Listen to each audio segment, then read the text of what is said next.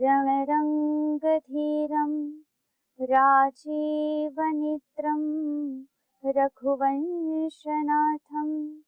कारुण्यरूपं करुणाकरं तं श्रीरामचन्द्रं शरणं प्रपद्ये। मनोजवं मारुततुल्यवेगं जितेन्द्रियं बुद्धिमतां वरिष्ठं वातात्मजं वानरयूथमुख्यं श्रीरामदूतं शरणं प्रपद्ये। ओम श्री गुरुभ्यो नमः। आप सभी को प्रणाम। पूज्यपाद गोस्वामी तुलसीदास विरचित श्रीमद् रामचरितमानस का हम अध्ययन कर रहे हैं, जिसमें पिछले अंक में पूज्यपाद गोस्वामी तुलसीदास जी के जीवन चरित्र का श्रीमद् रामचरितमानस के परिचय के साथ उसके पाठन की विधियों पर हमने ध्यान दिया था। आज हम स्वयं पूज्यपाद गोस्वामी तुलसीदास जी के स्वयं के शब्दों को, प्रथम जो सोपान है बालकांड की शुरुआत जो वो मंगलाचरण से करते हैं, वहीं से हम प्रारंभ करेंगे, स्वयं उनके शब्दों का अध्ययन करेंगे। जैसा कि पूर्व में भी हमने देखा था कि रामचरितमानस में 7 सोपान है और हर सोपान के प्रारंभ में संस्कृत भाषा के कुछ श्लोक में पूज्यपाद गोस्वामी तुलसीदास जी ने मंगलाचरण किया है। और उस मंगलाचरण में उन्होंने श्री रामचंद्र जी, श्री सीता जी, श्री हनुमान जी, श्री शिव जी आदि जो उनके आराध्य देव हैं उनकी स्तुति की है, उनकी प्रार्थना की है। तो उसी प्रकार से प्रथम सोपान जो बालकांड है उसके प्रारंभ में भी गोस्वामी तुलसीदास जी सर्वप्रथम वाणी विनायक, इस प्रकार से वाणी विनायक का संबोधन करते हुए माँ सरस्वती जी की और श्री गणेश जी की वंदना करते हैं।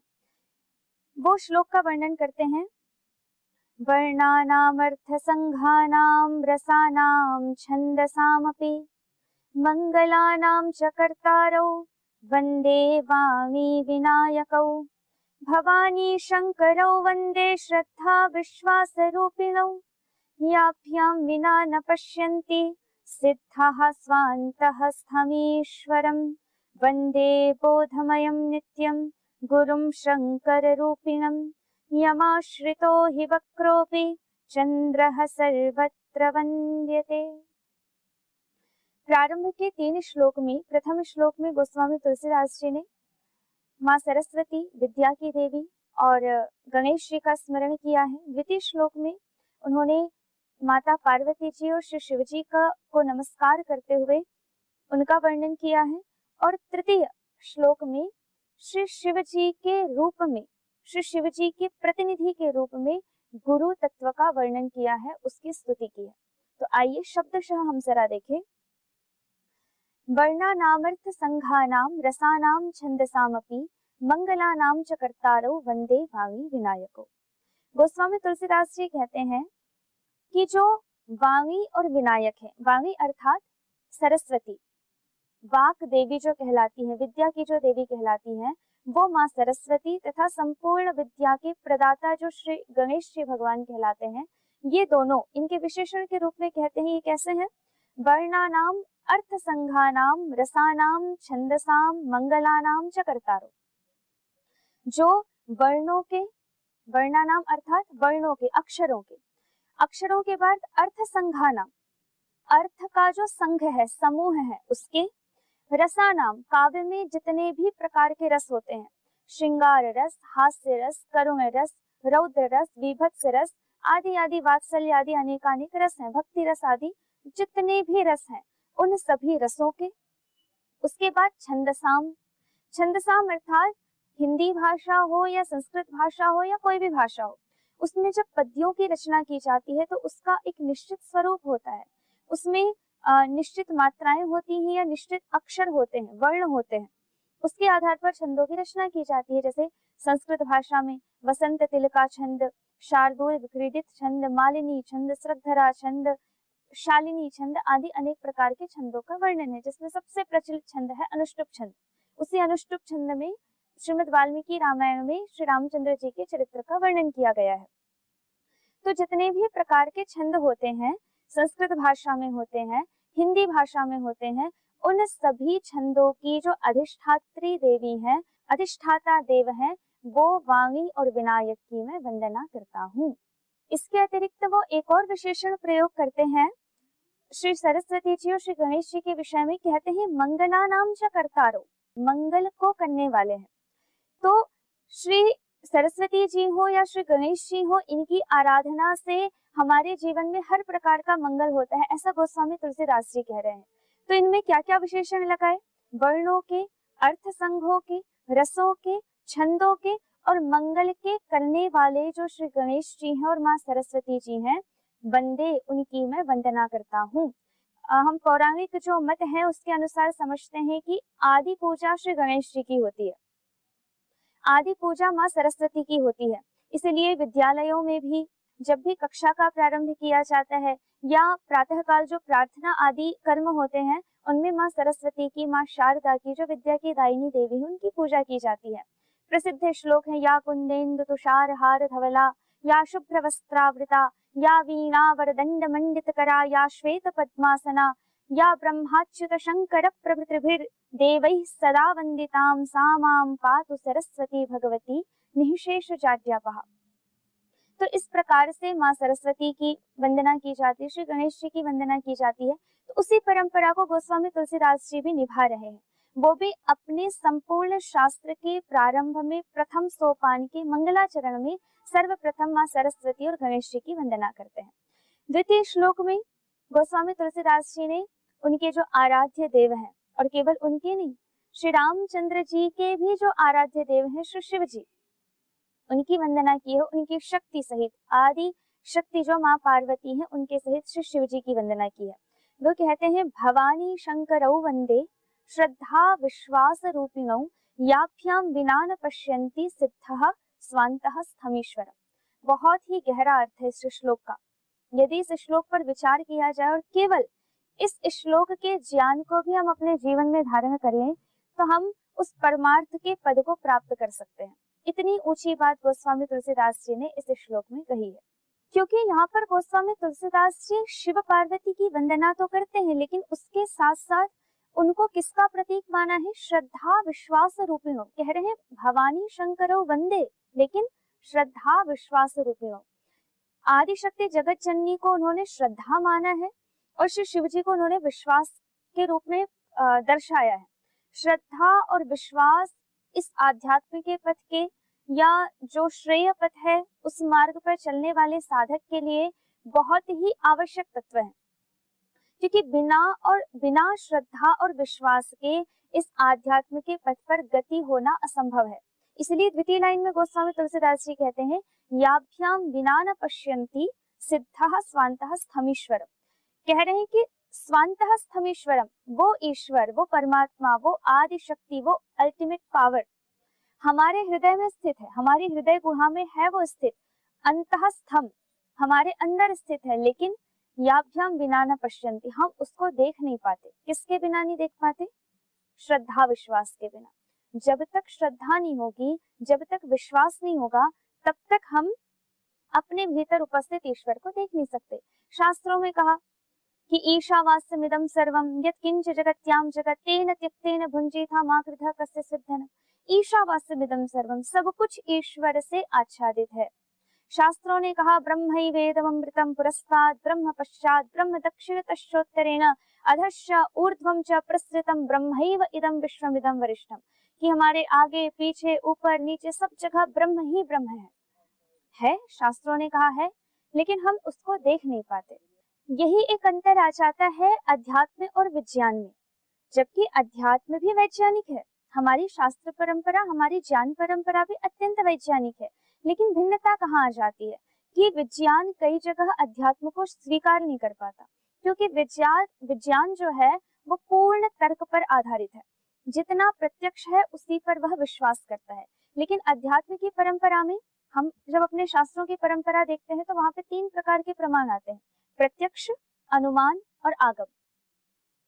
और हम रिसर्च में भी देखते हैं, जब हम रिसर्च करते हैं तो हम जब हाइपोथेसिस बनाते हैं, तो हाइपोथेसिस क्या है? कल्पना ही तो है। साइंस भी तो पहले कल्पना करता है। तो उसी को अगर शब्दांतर से देखा जाए तो अध्यात्म में पहले विश्वास किया जाता है, शास्त्रों पर विश्वास किया जाता है, गुरु के ज्ञान पर विश्वास किया जाता है, अपने वरिष्ठों पर विश्वास किया जाता है, हमसे अनुभव में जो आगे हैं उन पर विश्वास किया जाता है। विश्वास करने के पश्चात उसको प्राप्त करने के लिए, जैसे उदाहरण के लिए कह दिया गया, शास्त्रों ने कहा कि यदि हम ध्यान करेंगे, ध्यान का अभ्यास करेंगे तो हमारा मन शांत रहेगा, हमारा मन प्रसन्न रहेगा, मुदिता प्रसन्नता की भावना हृदय में रहेगी। तो जब तक हम इस चीज पर विश्वास नहीं करेंगे एक क्षण के लिए, तब तक हम उसको प्राप्त करने के लिए प्रयास भी नहीं करेंगे। प्रथम करना होता है विश्वास। यदि हमने विश्वास किया कि हाँ, ध्यान के अभ्यास से मन को शांति मिलती है, एक क्षण के लिए तो हमने विश्वास किया उस बात पर, तभी तो उसको तर्क के द्वारा कहें या उसको प्रमाणित करने के लिए कहें या उसको स्वयं अनुभव करने के लिए हम साधन में प्रवृत्त होते हैं कि अब हम ध्यान करके देखेंगे। इसीलिए यहाँ पर विश्वास की बहुत बड़ी महिमा बताई गोस्वामी तुलसीदास जी ने कि विश्वास श्री शिव जी का रूप है। शिव जी से तुलना की है विश्वास की। यदि हम विश्वास नहीं करेंगे तो हम कभी भी साधना के पथ पर आगे बढ़ ही नहीं सकते, अध्यात्म के पथ पर, भक्ति के पथ पर आगे बढ़ ही नहीं सकते। विश्वास के साथ जो दूसरा तत्व गोस्वामी तुलसीदास जी ने कहा, जिसका उन्होंने आदि शक्ति से जिसकी तुलना की, आदि शक्ति से गोस्वामी तुलसीदास जी ने जिस श्रद्धा तत्व की तुलना की है, वो भी आध्यात्म के पथ पर, भक्ति के पथ पर, और न केवल आध्यात्म बल्कि संसार में भी ये श्रद्धा तत्व अत्यंत आवश्यक है। आप सोच करके देखिए, यदि हमारे माता पिता के प्रति श्रद्धा ना हो तो हम उनसे कुछ भी नहीं सीख सकते। यदि हमारे गुरुजनों के प्रति श्रद्धा ना हो तो हम उनसे कुछ नहीं सीख सकते। यदि हमारी इस संसार में जितने भी वरिष्ठ प्रबुद्ध जन हैं, वो प्रत्यक्ष हो या परोक्ष हो, वो हमारे सामने उनका शरीर हो या केवल उनका ज्ञान हो शास्त्र के रूप में या परंपरा से जो बड़ों से हम तक पहुंचता हुआ आया है, यदि उनके प्रति श्रद्धा का भाव नहीं रहेगा तो हम जीवन में किसी भी प्रकार के नए अनुभव को प्राप्त नहीं कर सकते। इसलिए कहा जाता है, माता पिता के प्रति श्रद्धा, गुरु के प्रति श्रद्धा, शास्त्र के प्रति श्रद्धा, स्वयं भगवान के प्रति श्रद्धा, अपनी आत्मिक स्थिति, आत्मा से जो प्रेरणा आती है, आत्मा से जो पुकार आती है, उसके प्रति श्रद्धा, यदि ये श्रद्धा का भाव नहीं रहता तो हमारे जीवन में गति कभी भी नहीं हो पाती। इसलिए गोस्वामी तुलसीदास जी ने कहा, भवानी शंकरौ वंदे श्रद्धा विश्वास रूपिणौ। श्रद्धा और विश्वास के स्वरूप जो भवानी और शंकर हैं, उनकी मैं वंदना करता हूँ। इसका फल भी बताते हैं, याभ्याम बिना न पश्यन्ति सिद्धः स्वान्तः स्थमीश्वरम। जिसके बिना स्वयं हमारे घट के अंदर उपस्थित ईश्वर का हम दर्शन नहीं कर पाते, यदि हमारे अंदर श्रद्धा और विश्वास ना हो तो। इस तरह से गोस्वामी तुलसीदास जी ने श्री शिवजी और पार्वती जी की वंदना की। उसके बाद वह आगे गुरु की वंदना करते हैं। कहते हैं, वंदे बोधमयम नित्यम गुरुम शंकर रूपिणम यमाश्रितो हि वक्रोपि चंद्रः सर्वत्र वंद्यते। बड़ी सुंदर उपमा दी है। कह रहे हैं कि वंदे बोधमयम नित्यम गुरुम शंकर रूपिणम। गुरु का विशेषण लगाया बोधमयम। संसार में दो प्रकार का ज्ञान होता है, एक शब्द ज्ञान होता है और एक तत्व ज्ञान होता है। शब्द ज्ञान सामान्यतः सभी को होता है। उदाहरण के लिए हमें पता है कि हमारा व्यवहार ऐसा ना हो जिससे सामने वाले व्यक्ति को थोड़ा भी कष्ट हो रहा है। जानते सभी, एक छोटा बच्चा भी जानता है कि आपकी किसी कृत्य से सामने वाले को बुरा लग गया, उसको रोना आ गया, वो हर्ट हो गया, तो ये चीज अच्छी नहीं होती। ये बालक भी जानता है, बच्चा जानता है, लेकिन ये केवल शब्द ज्ञान है। तत्व ज्ञान उसको कहते हैं कि जब उस ज्ञान का प्रकाश हमारे अंदर हो जाता है, जब हम उसको जीने लग जाते हैं, जब वो हमारे जीवन में स्थापित हो जाता है, वो तत्व ज्ञान कहलाता है। तो यहाँ पर गुरु को कहा बोधमय। इससे हम ये भी समझ सकते हैं कि गुरु की परिभाषा क्या है। गुरु केवल वो नहीं होता जिसे केवल शब्द ज्ञान हो, अपितु गुरु वो होता है जिसे शब्द ज्ञान के साथ साथ तत्व ज्ञान भी हो, क्योंकि बिना तत्व ज्ञान के गुरु शब्द का प्रयोग ही हम नहीं कर सकते। इसीलिए यहाँ पे गोस्वामी तुलसीदास जी यद्यपि श्री गुरुदेव की वंदना कर रहे हैं, लेकिन वो साथ साथ गुरु की परिभाषा भी हमको बता रहे हैं कि गुरु कौन है। तो विशेषण प्रयोग किया है बोधमयम, जिसको बोध हो, जिसको तत्व ज्ञान हो। शब्द ज्ञान तो संसार में सबको होता है। अच्छा, हमारा जीवन भी ऐसा ही होना चाहिए। यही साधना है।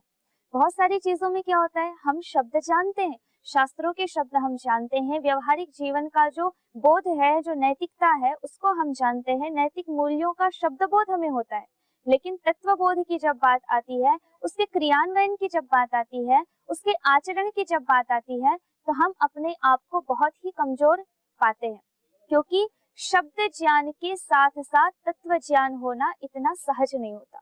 तो यहाँ पर गोस्वामी तुलसीदास जी कह रहे हैं वंदे बोधमयम और नित्यम, एक और विशेषण लगाया, केवल बोधमयम नहीं बोला, कहा नित्यम, कि वो बोध जिसका सतत प्रवाहित है, सतत उसमें स्थित है वो बोध।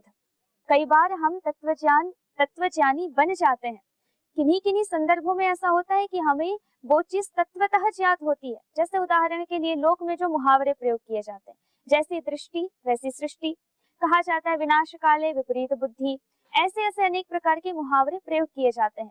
कई बार हमारे जीवन में वो स्थिति आती है कि हमें लगता है कि इस बात को हमने बचपन से सुना है, लेकिन आज इसका सही मतलब पता चला। ऐसी स्थिति कई बार आती है।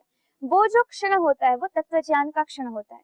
हमने बहुत बार सुना है जैसी दृष्टि वैसी सृष्टि, जैसा करोगे वैसा पाओगे, जैसा बोओगे वैसा काटोगे, कई प्रकार के मुहावरे सुने हैं। लेकिन कभी कभी जीवन में ऐसी घटना घट जाती है, कभी कभी बुद्धि में एक ऐसा प्रकाश होता है कि हमें फील होता है कि हाँ, आज इसका हमें अच्छे से अर्थ समझ में आया। तो उसी चीज को कह रहे हैं कि ये नित्यता नहीं है, हमें कभी कभी तो फील होता है, किन्हीं किन्हीं संदर्भों में महसूस होता है कि हाँ, इसको हम तत्वतः अब समझ गए, ये हमारे आचरण में आ गया। लेकिन गुरु कौन होता है?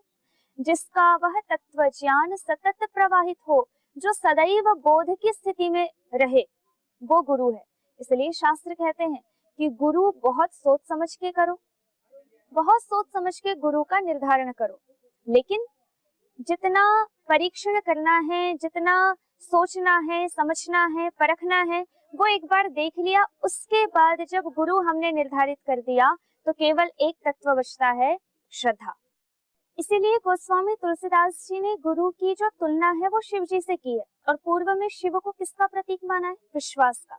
इसीलिए कहा गया कि गुरु पहले सोच समझ के कर ले, जो जिसमें नित्य सतत प्रवाहमान बोध बना रहे उसी को ही गुरु करें। और एक बार जब गुरु कर लिया है तो उसमें फिर संदेह, संशय, ये सारे भाव फिर दोबारा नहीं होने चाहिए। तो इस प्रकार से गोस्वामी तुलसीदास जी ने गुरु की वंदना की। गुरु की वंदना के साथ साथ वो गुरु का स्वभाव क्या बताते हैं, बड़ा सुंदर ही अलंकार का प्रयोग किया है यहाँ पर। शिवजी से तुलना करते हुए वो कहते हैं यमाश्रितो ही वक्रोपी चंद्रः सर्वत्र वंद्यते। उन्होंने कहा कि श्री शिवजी के शीश पर अर्धचंद्र विराजमान है। श्री शिवजी के शीश पर अर्धचंद्र हम सभी देखते हैं, लेकिन कैसा है वो? वक्र है।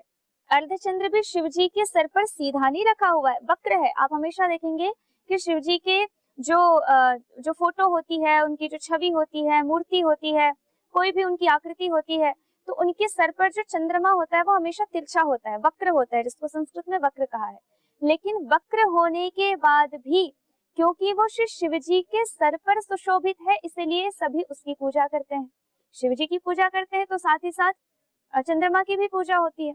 तो इसको बड़ा ही रोचक ढंग से गोस्वामी तुलसीदास जी प्रस्तुत करते हैं कि संसार में जो टेढ़ा व्यक्ति होता है, जो थोड़ा सा टेढ़ा होता है, उसको लोग पसंद नहीं करते प्रायः। जो थोड़ा सा छली होता है, कपटी होता है, जो बातों को बनाने वाला होता है, इधर की उधर करने वाला होता है, उसको लोग टेढ़ा कहते हैं और उसको लोग पसंद नहीं करते। लेकिन उसी प्रकार से ये चंद्रमा भी टेढ़ा है, लेकिन चूंकि वो श्री शिवजी के सर पर सुशोभित है, इसलिए वो भी संपूर्ण संसार में वंदित है।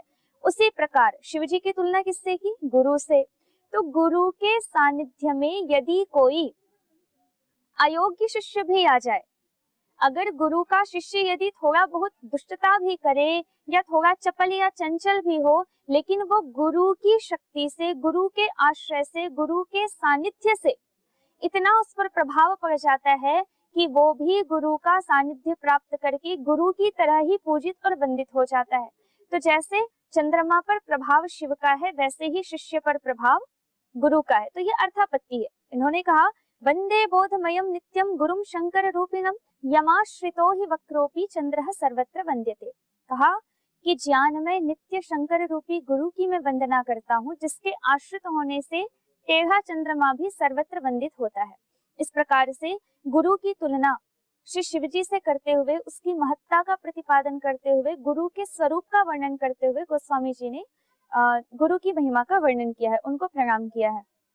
आगे वह कहते हैं, सीताराम गुणग्राम पुण्यारण्य विहारिणौ वंदे विशुद्ध विज्ञानौ कवीश्वर कपीश्वरौ।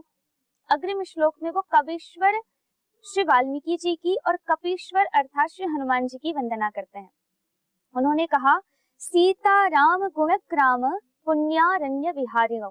अत्यंत सुंदर और लालित्यपूर्ण संस्कृत भाषा का तुलसीदास जी प्रयोग करते हैं। सीताराम गुणग्राम, ये जो गुणग्राम शब्द है, इसमें ग्रामच प्रत्यय का प्रयोग हुआ है। ग्रामच प्रत्यय आता है समूह को दर्शाने के लिए। तो कहते हैं गुणग्राम अर्थात गुणों का जो समूह है, और वो कौन है? श्री सीताराम जी। तो श्री सीता जी और श्री रामचंद्र जी के गुणों के समूह रूपी अरण्य में, पुण्य अरण्य, पुण्य गुणों के समूह रूपी अरण्य में जो विहार करते हैं, विहारिणौ कौ कवीश्वर कपीश्वरो।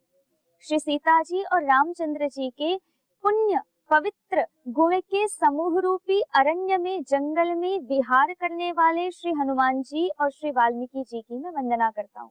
बहुत ही सुंदर भाषा का प्रयोग किया है। वंदे विशुद्ध विज्ञानो, दूसरा विशेषण वह लगाते हैं विशुद्ध विज्ञान।